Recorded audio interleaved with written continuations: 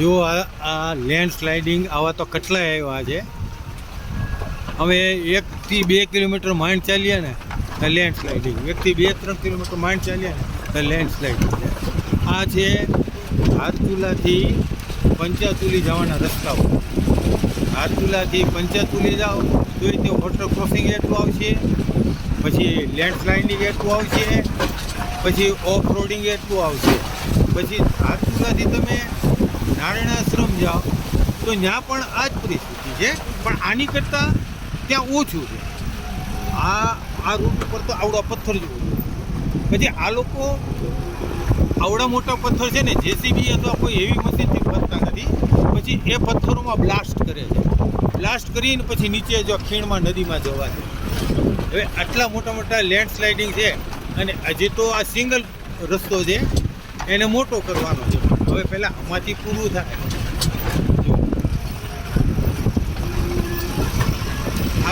આ બધા પથ્થરને બ્લાસ્ટ કરી ટુકડા કરી નાખેલા, ઉપરથી બહુ મોટા.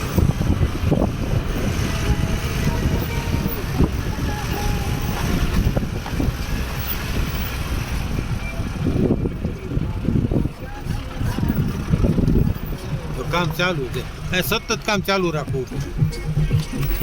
જો પથ્થર જુઓ, બીઆરઓનું સતત વર્કિંગ રહે એમાં, કારણ કે 24 કલાકની અંદર કોઈને કોઈ આ રોડ ઉપર હોય. અને પાણીનો ઉપરથી ધોધણ મારો. જો આગળ તમે જુઓ વોટરફોલ્સ કેવો છે, જોયો ભાઈ? વોટરફોલ્સની અંદર ક્યાંક ઉપર છે વોટરફોલ્સ, ક્યાંક નીચે છે, પણ સતત ઉપરથી પાણીનો એટલો બધો